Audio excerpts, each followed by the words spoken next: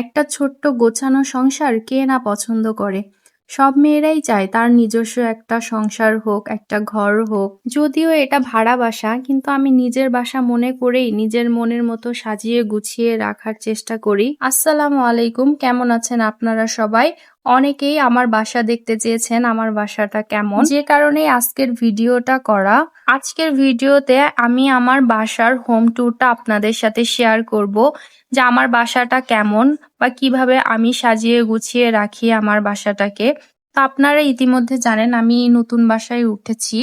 তো উঠে আমি আমার ঘর সেভাবে এখনো গুছিয়ে উঠতে পারিনি, তো যতটুকুই সম্ভব সেভাবেই নিজের মনের মতো করে সাজিয়েছি। তো সেটাই আপনাদের সাথে আজকে শেয়ার করব।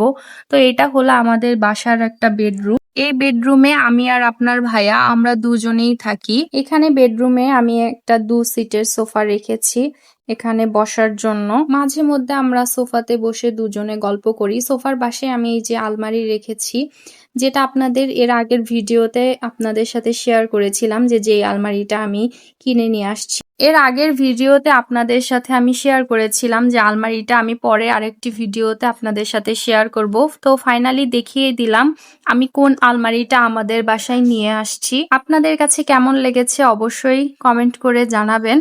তো এরপরে আমি ড্রেসিং টেবিলের এখানে এসে সব পরিষ্কার পরিচ্ছন্ন করতেছিলাম। আর ড্রেসিং টেবিল যতই পরিষ্কার পরিচ্ছন্ন করা হোক, এটাকে কখনোই গোছালো মনে হয় না। তারপরে যতটা সম্ভব আমি একটু পরিষ্কার করে নিলাম। এরপরে বিছানা ঝাড়ু দেওয়াতে ঘরের মধ্যে অনেক ধুলা পড়ে, তো এইগুলাকে আমি একটু ঝাড়ু দিয়ে নিচ্ছিলাম। এরপরে আমি পাশের বেডরুমে চলে গেলাম, যেহেতু আমাদের বাসায় 2টা বেডরুম। তো এই বেডরুমটা আপাতত কেউই থাকে না, যেহেতু আমরা বাসায় দুজনেই আছি। তারপরেও মাঝে মধ্যে আমি এই বেডরুমে এসে এটাকে পরিষ্কার পরিচ্ছন্ন করে রাখার চেষ্টা করি। তো এখানে এসে আমি বেডটা ক্লিন করে নিচ্ছিলাম, যেহেতু এটা রাস্তার পাশে আমাদের ফ্ল্যাটটা। তো এখান দিয়ে রাস্তার যত ধুলাবালি সব রুমের ভিতর চলে আসে। জানালা দরজা আটকিয়ে রাখার পরেও ধুলাবালি জমে, তো মাঝে মধ্যে সেটাকে আমি ঝাড়ু দিয়ে পরিষ্কার পরিচ্ছন্ন করে রাখি।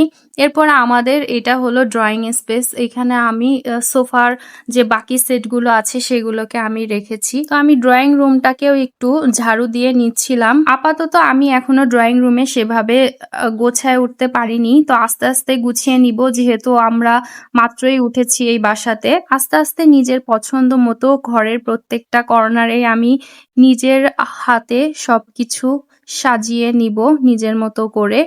এরপরে আমি বেসিং এর এখানে আসলাম। বেসিং এর এখানে এসে দেখি অনেক ময়লা জমেছে বেসিং এ। তো বেসিংটাই একটু পরিষ্কার করে নিলাম।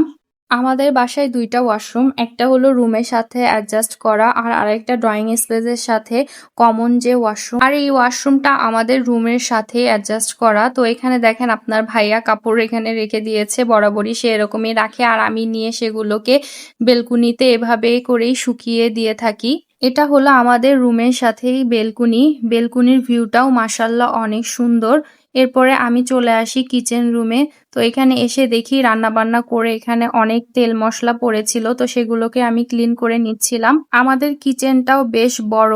মেয়েদের বেশিরভাগ সময় কিন্তু এই কিচেনেই কাটে, তো কিচেনটা বড় হলে মেয়েদের জন্য সুবিধাই হয়। রান্না শেষ হলেই আমি কিচেনটা বেশ পরিষ্কার পরিচ্ছন্ন করে রাখি, যেন স্থায়ীভাবে কোনো ময়লা জমা না হয়। যদিও কিচেনে তেমন ময়লা নেই, যেহেতু আমি বাসায় ওঠার সময় পরিষ্কার করে নিয়েছিলাম, তবুও আমি এটাকে একটা কাপড় দিয়ে পরিষ্কার করে নিচ্ছিলাম। তো এই ছিল আমার কিচেনের ফাইনাল লুক। আজকের ভিডিওটি এ পর্যন্তই। আমার বাসার হোম ট্যুরটা কেমন লাগলো সবাই লাইক কমেন্ট করে জানাবেন। আল্লাহ হাফেজ।